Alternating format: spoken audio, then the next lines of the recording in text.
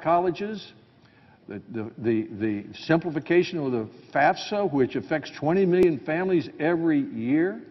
We have broad bipartisan consensus on simplifying how you pay back student loans. There are 9 different ways now. We could reduce that to 2. That affects 43 million families. The short-term Pell Grants make a big difference. So we have a number of provisions, and I'm working well, as I always do, with the senator from Washington, Senator Murray. I'd like to bring this to a conclusion as rapidly as we can. I think this debate has been useful to do that, and I look forward to continuing it. I thank the President. I yield the floor.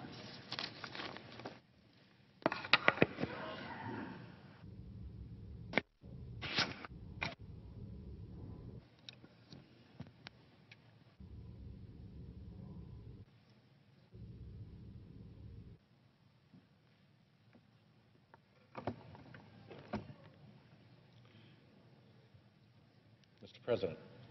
Senator from Rhode Island. Thank you, Mr. President. For this 259th climate speech, I'm going to return to the theme of corruption. Before diving into the how, let's start with the why, because the scale and the remorselessness of the scheme of corruption the fossil fuel industry has run is hard to comprehend without understanding why. So here's the why. The fossil fuel industry reaps the biggest subsidy in the history of the planet. I'll say that again. The fossil fuel industry reaps the biggest subsidy in the history of the planet. The IMF, the International Monetary Fund, estimates the global subsidy for fossil fuel in the trillions of dollars every year. That's globally. In the United States alone, the fossil fuel industry got a $650 billion, that's with a B, billion-dollar subsidy in 2015, according to the most recent report from the IMF. That's about $2,000 out of the pockets of every man, woman, and child in the United States. Here's that IMF report. Look it up, read it, and weep. Stop for a minute and understand this subsidy. Some of it is favorable tax deals and other direct subsidies that pour public taxpayer money into the pockets of this polluting industry. In recent years, that's been estimated at around $20 billion annually. So the vast bulk of this $650 billion is something else. It's people getting hurt. It's the cost of people suffering economic harms. It's the cost of your home burned in a wildfire or swept away in a storm by rising seas. It's the cost of farms withered with unprecedented droughts or crops drowned in unprecedented flooding.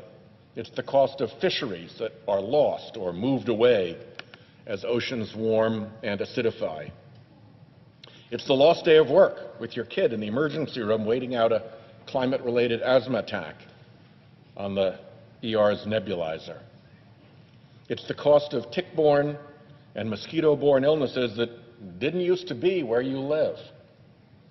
It's the cost, say, to a dive tour of tourists seeing dead, white, bleached coral reefs instead of vibrant undersea gardens, or the cost to snowmobile moose tours of going through mud instead of snow, and when you see moose, seeing emaciated moose calves with thousands of ticks slowly killing them. It's the cost of American military deployments to conflicts caused by resource scarcity or climate migration. It's the cost of relocating Naval Station Norfolk when the community around it floods. To push a government to fire on their own people when the entire world is watching. Beijing is worried, but Beijing will also not hesitate to use any force it deems necessary to tighten their grip on Hong Kong. Now, here in the Senate, we're working on a few pieces of legislation to let the Chinese and the Hong Kong government know that the United States is watching. We've included a bill that will prevent U.S. companies from exporting crowd control supplies to the Hong Kong police force. But it's important for everyone to understand that the motivating factors behind political oppression have nothing to do with tear gas or with stun guns. That's only so much that legislation can do. Governments in Iraq, Vietnam, Algeria, Lebanon are also hard at work doing whatever they can to prevent their citizens from stepping out of line, because they know what will happen if their citizens are free to criticize the state. And they are terrified at losing power. This month, the entire world looked towards Central Europe to commemorate the fall of the Berlin Wall. When East Berliners first stepped into the western half of that city, they revealed to the rest of the world the horrors of living under a political regime that sustains itself by consuming the autonomy of their subjects. History serves as an enduring warning against the dangers of the all-powerful state. But as we watch mass protests play out half a world away, many Americans still see social chaos not as a symptom of a disease, but as a spontaneous expression of some nebulous desire to be free. They don't stop to recall what sparked the first feelings of unease, long before the Molotov cocktails started flying through the air. This is why, here in the U.S., my colleagues in the majority have forced many conversations on the perils of degrading the foundations of our republic. We have debated ad nauseum the Constitution's place in civil and legal discourse, asking, does it provide a workable standard, or is it just an outdated piece of paper, now rendered illegitimate by the male whiteness of its drafters? Mr. President, I think you know my response. We defend the Constitution and the system of government it created because we know from studying history and from observing current events that freedom does not suddenly expire. Freedom begins to wither the moment those in power convince themselves that a reprieve from uncomfortable policy debates over speech, self-defense, or the size of government will be worth the risk of shelving the standards that protect individual liberty. The current blasé tolerance and, in some cases, incomprehensible enthusiasm for socialism and other authoritarian philosophies is sending a strong message to the rest of the world that the standard for global freedom is up for debate. If we acquiesce to the argument that America's founding principles have passed their expiration date, we will have failed as a people and as a world leader. That failure will change the course of our history and will be used as a weapon to quash dissent elsewhere in the world. I yield the floor.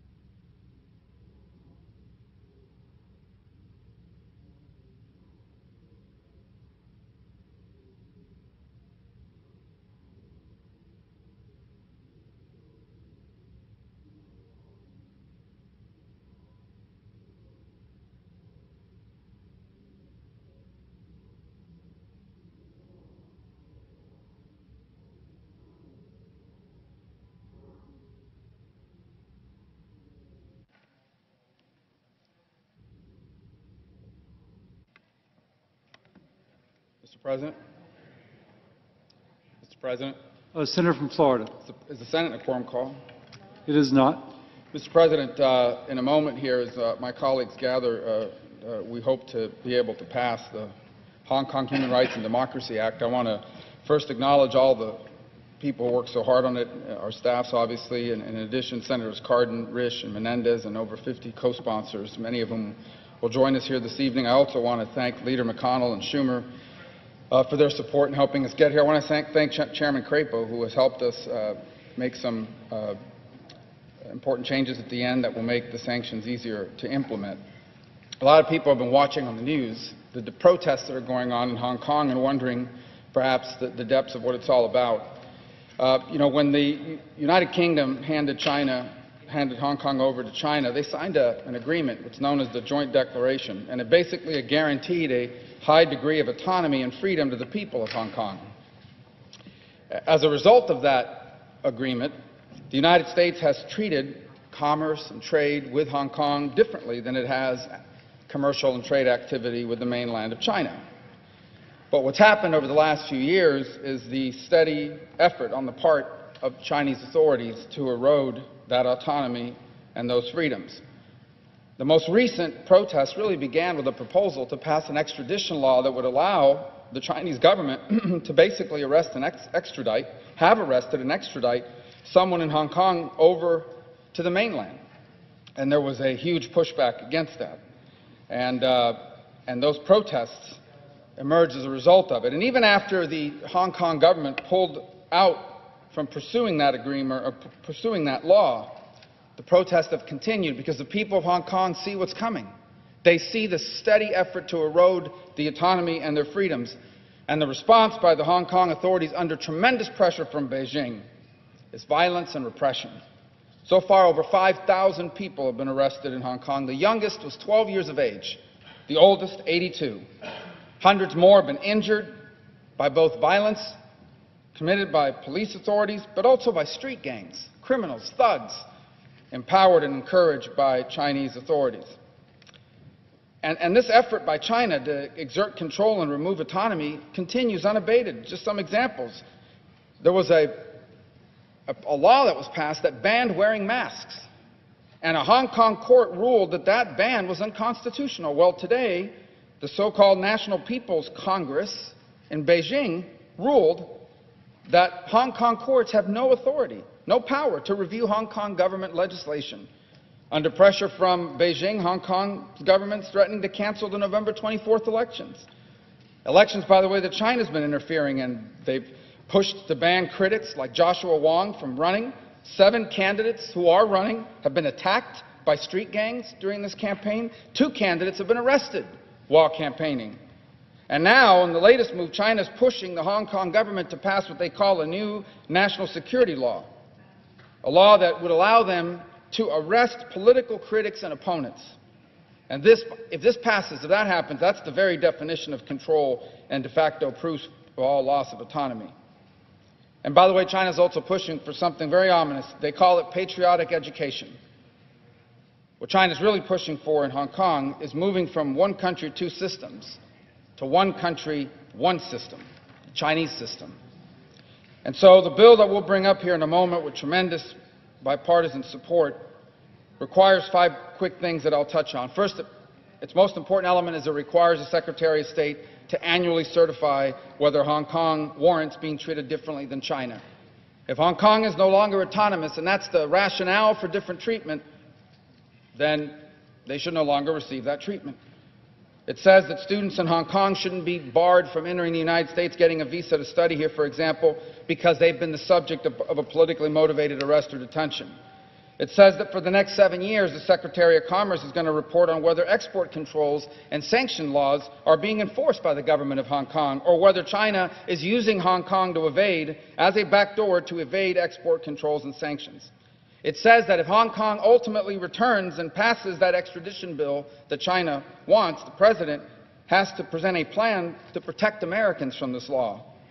And last but not least, it requests that the President identify, or it mandates that the President identify and sanction foreigners the President determines, based on credible information, foreigners who are responsible for extraditions, for arbitrary detention, for torture, for forced confessions inside of Hong Kong, or any other human rights violations in Hong Kong. And by the way, would also allow blocking their assets of these persons if those assets are located here in the United States. And so, in a moment here, as we continue to gather, I know we're awaiting the arrival of a companion legislation. I would yield the floor because I know we have a lot of important sponsors that are here that want to speak on this subject. Madam President. Senator from Idaho. Madam President, fellow senators, first of all, this is an important step that we're taking here. This is a matter that we've been discussing for a long time. There's been a lot of action on it. And I want to thank Senator Rubio and Senator Cardin, who are the lead sponsors of this bill and who have, on behalf of the committee, done yeoman's work getting it together and getting the bipartisan compromise to get the language here.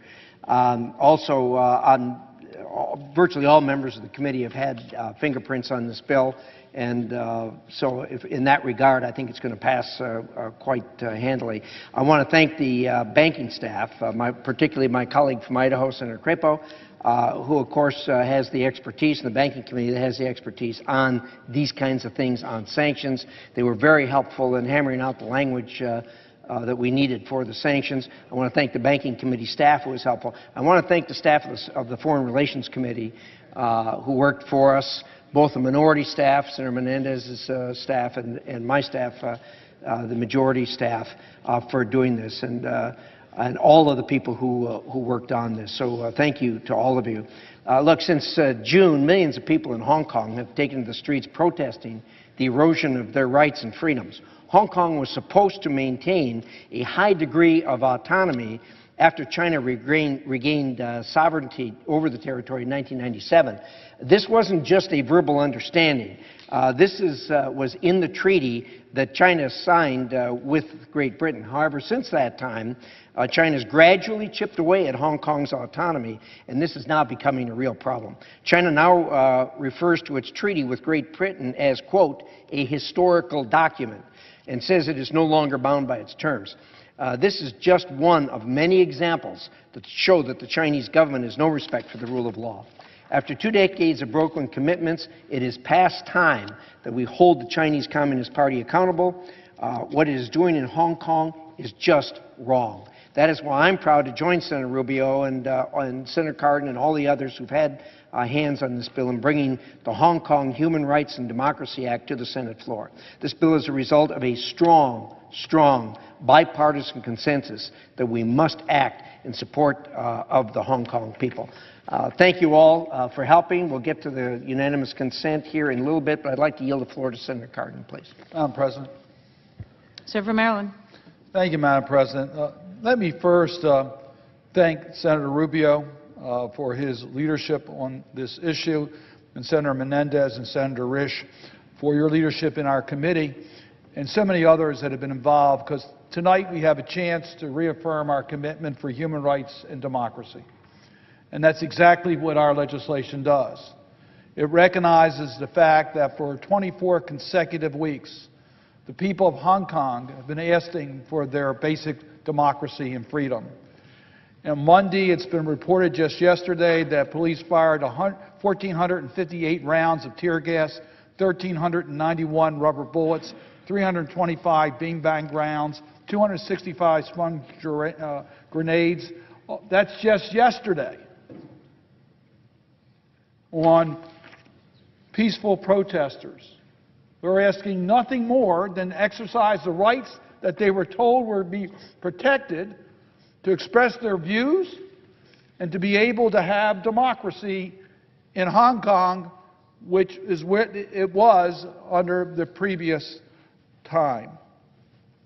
So Senator Rubio and I introduced legislation that the chairman and ranking member of the Foreign Relations Committee, Senator Risch Menendez, joined us, and we passed this bipartisan legislation on June 13th. It reaffirms the principles set forth in the United States Hong Kong Policy Act of 1992, which supports democratization, human rights, and autonomy in Hong Kong.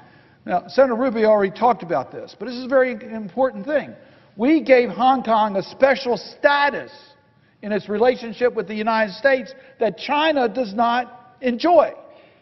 And we gave them that special status upon their protecting democracy and human rights in Hong Kong. That was the commitment. And if they don't comply with that, this special status should no longer be available. And this legislation requires that we get information on a regular basis as to whether China is respecting the rights as we put in our legislation in 1992, that they notify us on a regular time frame. That's an important point, because if they don't, we shouldn't give them that protected status. Secondly, identifies persons who have suppressed basic freedoms, similar to what we've done in what's known as the Magnitsky sanctions. So those that are taking away the human rights of the people of Hong Kong would be subject to the same type of visa restrictions to visit America and to use our banking system. That makes a great deal of sense, and we know that's pretty effective. So it's time that we back up our words, our commitment to supporting Hong Kong's democratization, human rights, and autonomy with action. Let's make sure the people of Hong Kong know that the United States Congress and the American people stand in solidarity with them as the Chinese authorities, as we speak, are repressing the legitimate rights of the people of Hong Kong. We can stand with the people of Hong Kong for democracy and human rights by our actions this evening. I yield the floor. Madam President. Senator from New Jersey. Madam President, I rise in support of the motion that shortly will be made by our colleague, the senator from Florida. I want to congratulate Senator Cardin and he for their leadership in this regard. I appreciate the chairman and myself having joined them and moving this expeditiously through the committee, and I'm looking forward to its critical passage on the floor. Time is of the essence. The people of Hong Kong are fighting for their lives. 6 months ago, millions of Hong Kong citizens took to the streets to peacefully protest the erosion of their democracy and their rights. Now, a half a year later, we find mounting anger and unrest, with the violence against students and protesters, most dramatically in the crackdown on Hong Kong's Polytech University, only getting worse. People are being shot. Universities are being burned. The violence perpetrated by the authorities in Hong Kong and, by extension, Beijing, are turning the city into a battlefield. This is not the Hong Kong that any of us want to see. The special character of Hong Kong is one of the world's great success stories. The vibrancy of the people of Hong Kong, especially its young people and the rising generation of leaders standing up for democracy and self-governance, should inspire all of us. We admire Hong Kong's success as a burgeoning economic powerhouse, and we admire the vibrant and autonomous civil society and civic life that has flourished under the one country, two systems principle. Hong Kong is one of the remarkable success stories of the Indo-Pacific, one of the most remarkable success stories of the China and Chinese people, and it is a success worth protecting. So I call on the police to act professionally and to treat its fellow citizens with respect and restraint. We call for Beijing and the Hong Kong authorities to address the noble and legitimate aspirations of the people of Hong Kong. And in these turbulent times, the Congress of the United States must lead with our values. We must stand on the side of freedom and human dignity. And we must send a clear and uncompromising statement that America stands with the people of Hong Kong in their quest to maintain their self-governance and autonomy, to safeguard their human rights, to exercise their democratic freedom, to determine their own future. The House of Representatives has already passed their version of this bill, and the situation in Hong Kong grows more tenuous by the day. That's why the United States should and must act today. I look forward to its passage without delay. Let us work to hold China accountable for the erosion of democracy in Hong Kong. And let us together send a message to the people of Hong Kong that their cries for democracy and freedom have been heard through both chambers of the United States Congress, and that America stands with them in their call for justice and self-determination. With that, I yield the floor. Madam President. Senator from Arkansas. The Hong Kong Human Rights and Democracy Act is really about promises, making promises and keeping promises. Unfortunately, the Chinese Communist Party has a long history of making promises but not keeping them. You can ask a rice farmer from Stuttgart, you can ask a software programmer from Fayetteville, a factory worker from Fort Smith, a Christian missionary from Searcy. In this case, China promised in 1984 that it would uphold the one country, two systems approach to Hong Kong when it took over in 1997. They promised to preserve the freedoms that have made Hong Kong distinctive, the freedom to practice one's religion as one sees fit, to speak one's mind and to participate in the political process. But that's just another promise they're on the verge of breaking. Apparently, the one country, two systems approach can't satisfy Beijing's rapacious appetite. They look and covet at Hong Kong's wealth, and they fear and loathe its freedom, which stands in shining contrast to the Orwellian oppression on the mainland. In fact, they fear that mainland Chinese might look across the bay and start to get ideas. So the Chinese Communist Party has been breaking its promises to Hong Kong and to the world, waging a brutal campaign to absorb Hong Kong into its dystopian high-tech dictatorship. Hong Kongers are bravely resisting in the face of this kind of escalating violence. In recent days, Hong Kong security forces have shot a protester in the stomach. They've trapped hundreds of students in a university using rubber bullets and tear gas on them. And they've threatened them with mass arrest. Beijing's propagandists have been hinting that even harsher measures are on the way. An article in the party-controlled China Daily argues that Beijing must accelerate Hong Kong's integration with the mainland and then re-educate Hong Kongers just like they were doing on a mass scale to 1 million Uyghurs in concentration camps in Xinjiang. So I said this in the summer when the protests started. Let me say it again. It would be a grave mistake of historic proportion, surpassing the massacre of Tiananmen Square, if Beijing were to impose martial law, occupy, or otherwise crack down on Hong Kong. But the Hong Kong Human Rights and Democracy Act is about more than China making and breaking promises. It's also about the United States finally enforcing China's promises. We have a shot to avert catastrophe, protect the people of Hong Kong, and to finally enforce Beijing promises or hold them accountable for breaking those promises. Very soon, the Senate will pass this legislation on a unanimous, bipartisan basis to give you a sense of sentiment in the Congress. This legislation will require the Secretary of State to certify Hong Kong's autonomy from the mainland each year. Otherwise, they will lose the special privileges that U.S. law currently grants to Hong Kong. The bill will freeze the assets and travel of officials who are responsible for abducting Hong Kongers, like the journalists and booksellers who have been vanishing without a trace since 2017. And it will ensure that pro-democracy protesters can get visas to the United States despite their specious arrests. But if the Chinese Communist Party will simply pull back from the brink, if they will keep their promises, if they will respect the one country, two system approach, none of that will happen. So Beijing has a promise. Keep its promises or give Americans and the world one more reason to treat China like an outlaw regime. So choose wisely, Mr. General Secretary Xi.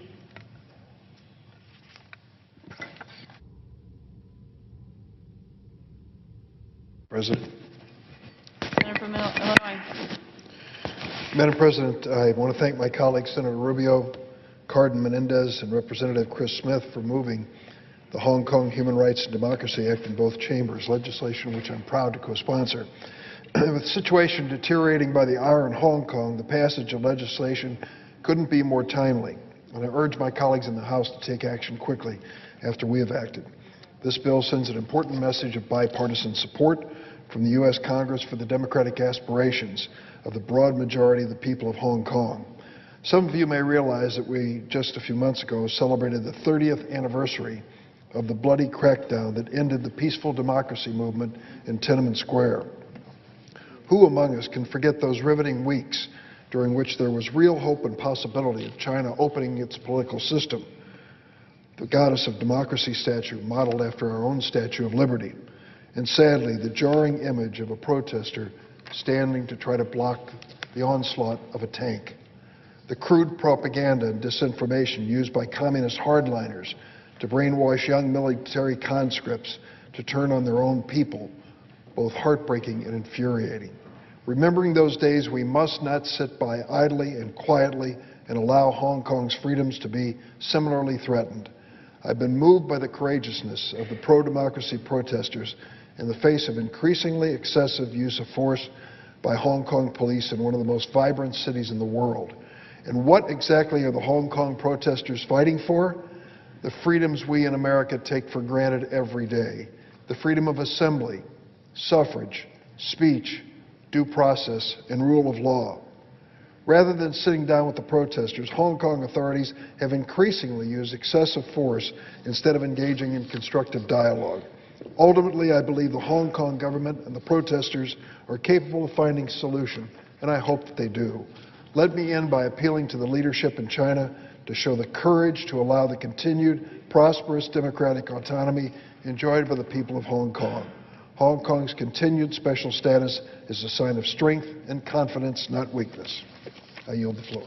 Madam President, Senator from Florida. I rise today to speak about the greatest threat the United States faces in the next century, the threat of Communist China. I've been saying it for months. Communist China is not our friend. They are stealing our technology, refusing to open up their markets to foreign goods as required by the WTO, militarizing the South China Sea, even after promising President Obama they wouldn't, holding over 1 million Uyghurs in prison camps just for their religion, harvesting the organs of detainees against their will, and Communist China is intentionally pushing fentanyl into the United States, killing Americans every day. Communist China continues to strip the people of Hong Kong of their basic rights. I was the first U.S. Senator to visit Hong Kong since the protest started nearly 6 months ago. I had the opportunity to meet with protesters, students, parents, and grandparents who are fighting to regain the freedom they were once promised. I heard their stories, horrible and frightening stories of police brutality, threats against individuals and their families, and mysterious disappearances. 6 months in, and no signs of Communist China loosening their grip. Their efforts to crack down on the protests in Hong Kong reflect their commitment to denying basic human rights and snuffing out any opposition to their totalitarian goals. We cannot stay silent. General Secretary of the Communist Party, Xi, is trying to be the dominant world power. It's Hong Kong now, then it will be Taiwan. Communist China believes that in order for them to be stronger, other freedom-loving countries must be weaker. As Communist China becomes more and more aggressive, we must ask ourselves, is this the next Tiananmen Square? We all remember that famous image. Times have changed, but one thing stays the same. Wherever totalitarian regimes exist, there will be brave freedom fighters who will stand up against injustice and stand for human rights. That's what we're seeing in Hong Kong today. Beijing soldiers have been appearing on the city streets, raising questions about the Army's future role. Will Communist China once again use its military might to quash peaceful protest? Will they again stand against those fighting for human rights and democracy? And will the United States stand by and allow this to happen? We're seeing Americans like Michael Bloomberg putting profits above human rights and propping up the Chinese government by continuing to host huge events in Communist China. It's time for the world to stand and present a unified front against Communist China's aggression. And that starts with supporting the brave people of Hong Kong. We must do everything we can to communicate our commitment to democracy, freedom, and human rights. I'm proud to stand in support of the Hong Kong Freedom and Democracy Act, which will give the United States more authority to reevaluate Beijing's influence on Hong Kong. This bill makes it clear that General Secretary of the Communist Party, Xi, needs to comply with what China agreed to in 1997. Communist China must give Hong Kong its autonomy, or the United States will continue to ramp up pressure on Communist China. We cannot underestimate this threat. We must be vigilant. We must be aggressive. America's role of fighting for freedom and liberty worldwide depends on it. The future of our children, our grandchildren depends on it. To the brave and resilient people of Hong Kong, the United States is with you. Your fight will not be in vain, and it doesn't go unnoticed. And to Communist China and General Secretary of the Communist Party, Xi, consider your next moves carefully. The world is watching. I won't stop fighting until America's economic, and political future and the freedom of nations across the globe is secure from the threat of China's influence. I want to thank Senator Rubio and Senator Cardin and all the senators in the U.S. Senate for their support of this bill. I yield the floor. Senator from Missouri. Madam President, just two brief points this evening. The first is that I am proud to join not only as a supporter of this measure, but as an original co-sponsor, and I want to thank the other senators, Senator Rubio, especially Senator Cardin, for their leadership on this issue, Senator Risch. But I want to be clear that we are here today in this chamber, and what we are doing is possible tonight because of the bravery and the courage of the protesters in Hong Kong. Many of them very young people who are risking their very lives, taking to the streets, standing for democracy, standing for the promises that were made to them by Beijing many years ago and fighting for them now, putting everything on the line. And I just want to say to those protesters that you are making a difference, that your lives have made a difference. And to those who even now are trapped inside PolyU, in this siege that the Hong Kong police force has created, this humanitarian crisis that the Hong Kong police force has fostered. What you are doing is inspiring the world. What you are doing has moved this body. What you are doing is changing the world. So thank you for your courage. Thank you for your bravery. Thank you for believing in your city. And thank you for believing in Hong Kong. And the other thing I would say, Madam President, is that while today is a good day in the struggle to preserve the freedoms of this city and the struggle against a totalitarian regime in Beijing, it is not the last day. And though this step is an important step that this chamber takes, it is not the last step that this nation may need to take in order to hold China to its commitments made in 1984, in order to protect the autonomy and the liberty of the city of Hong Kong. Because make no mistake, we are in for a long struggle with Communist China. We are in for a long struggle with Beijing. We know what their ambitions are: to dominate Hong Kong, to dominate Taiwan, to dominate the region, and ultimately to impose their will on the entire international system. And we're going to have to stand against that for freedom, for liberty, for our security and our prosperity. So there's much to do, Madam President. There's a long road ahead of us. But today is a good day, and I hope that the people of Hong Kong will see that the people of the free world are awake, that they are with you, and we are ready to stand together. I yield the floor. Senator from Tennessee. Thank you, Madam President. I want to thank Senator Rubio for the work that he has done on this. A few minutes earlier today, I spoke about the cause of freedom and how we are seeing people around the globe stand up for freedom. And yes, indeed, we see this in Hong Kong, and it does inspire us. And the message that we are sending to Beijing is that indeed we are watching and we are paying attention, and to the Hong Kong protesters, for them to know that we are watching what they are doing and that we are standing with them. It's important to note that China has really earned its place atop the list of the world's most notorious human rights violators, and over the past few weeks, Hong Kong's descent into chaos and bloodshed has provided a much-needed reminder of the horrors, the absolute horrors, of authoritarian rule.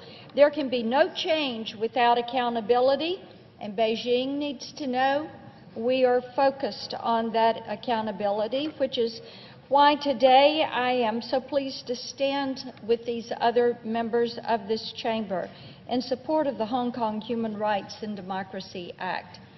The bill does demand accountability, not only from Beijing, but also from us. It will require us to monitor Hong Kong's progress toward autonomy and China's behavior toward Hong Kong people who choose to exercise their internationally recognized rights, those rights that we have spoken of in this chamber today. The bill will help us identify the tactics Beijing uses to capture Hong Kong's dissidents and then to trap them on mainland China, and will also ensure that no peaceful protesters are denied visas to the United States because of the alleged crimes. Now, I'll tell you, the bill is a great start.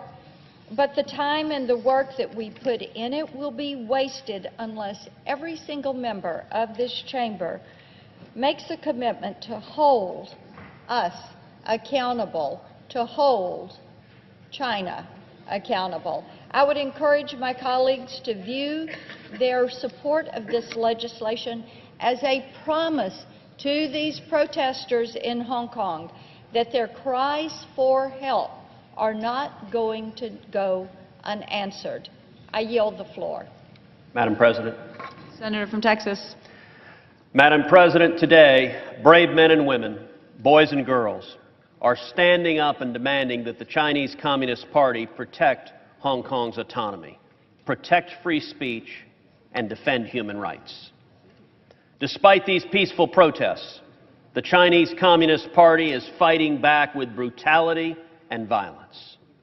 The police brutality that we've seen and the Chinese Communist Party's larger assault on the people of Hong Kong has been shameful. Just this past weekend, the Hong Kong police began attacking young, innocent students who were peacefully protesting that brutality. They were attacked with tear gas and rubber bullets. These students' college campus was turned into a war zone where no one was safe.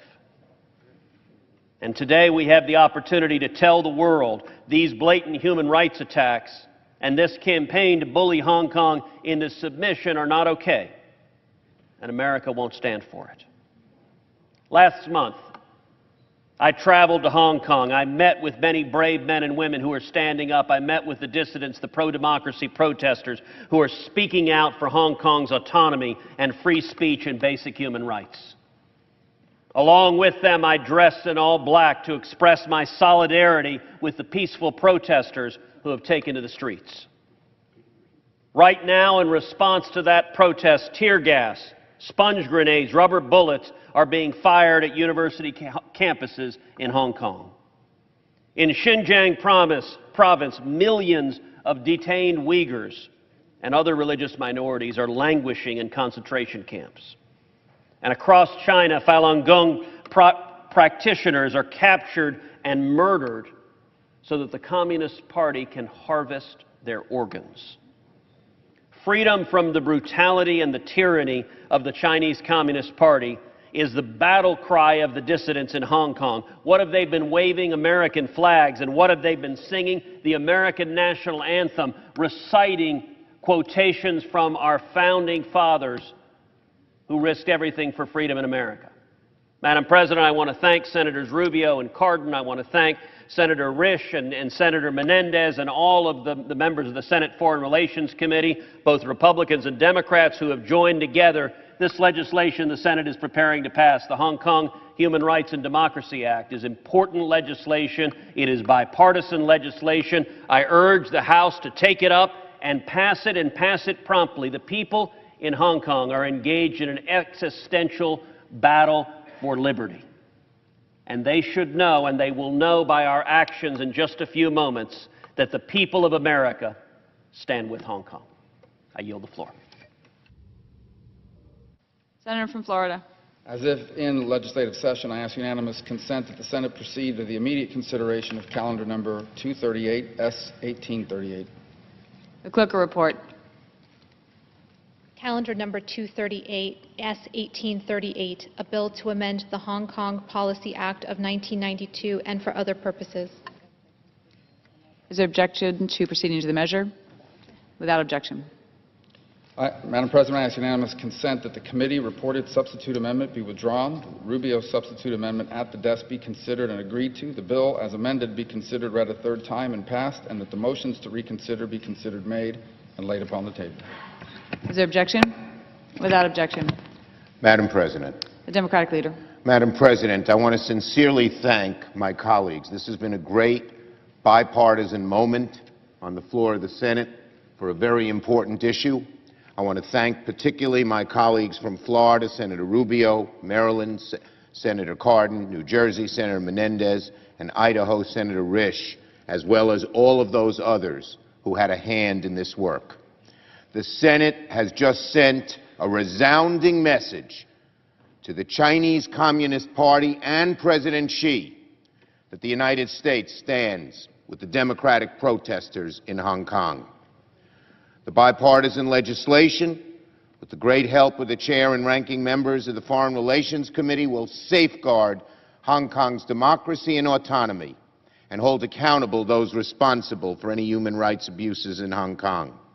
And the bipartisan legislation that will soon be offered by the senators from Oregon and Texas will make sure that U.S. companies don't sell lethal equipment to Hong Kong. We have sent a message to President Xi. Your suppression of freedom, whether in Hong Kong, in Northwest China, or in anywhere else, will not stand. You cannot be a great leader, and you cannot be a great country when you oppose freedom, when you are so brutal to the people of Hong Kong, young and old, who are protesting, when you are so brutal to the Uyghurs in Northwest China, and when China is censored so the Chinese people can't get the truth. History has shown that that always fails, President Xi, always fails. And yet China has taken dramatic steps backward in the curtailment of freedom.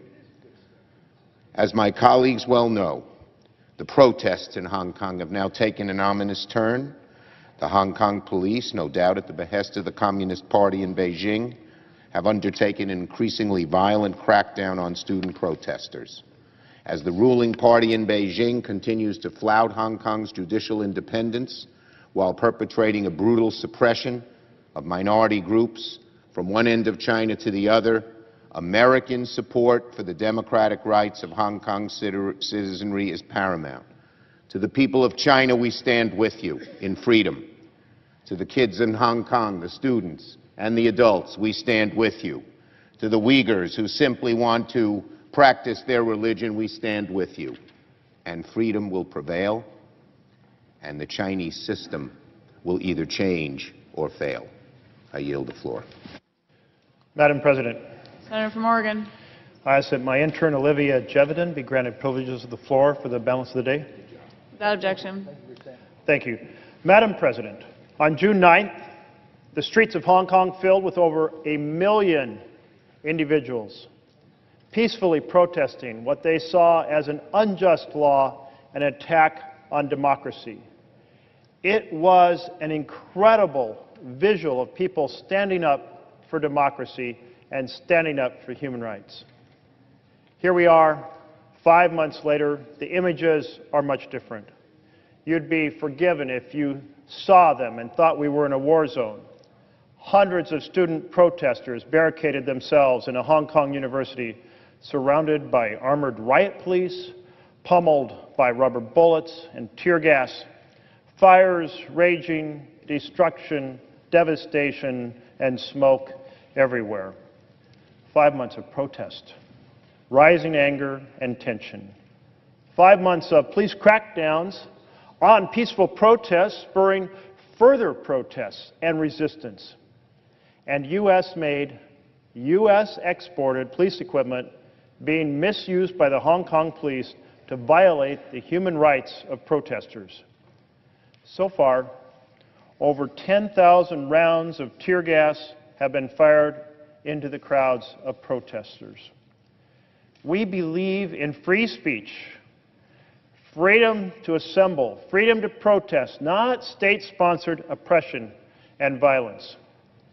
It is time to ban the export of U.S.-made police equipment to Hong Kong that is being used to abuse their human rights. That's why I'm so pleased to introduce, in partnership with my colleague from Texas, S. 2710 that prohibits the export of munitions and crowd control equipment to the Hong Kong police force. Since the protests in June, over 1,700 Hong Kong residents have been injured, over 5,000 arrested.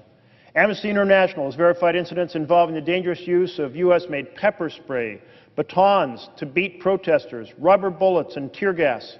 One young woman was clubbed from behind with a police baton and was continued to be beaten even after she was on the ground with her arms zip-tied behind her.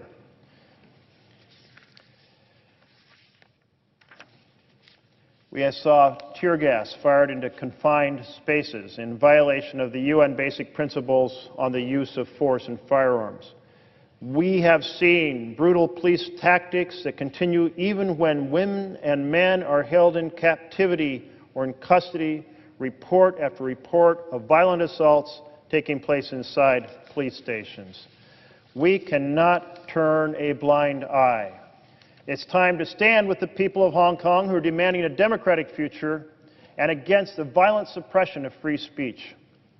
So the bill that Senator from Texas and I have introduced lays out a series of products that we will no longer export to the Hong Kong police force. Tear gas, pepper spray, rubber bullets, foam and beanbag rounds, pepper balls, water cannons, handcuffs, shackles, stun guns, and tasers.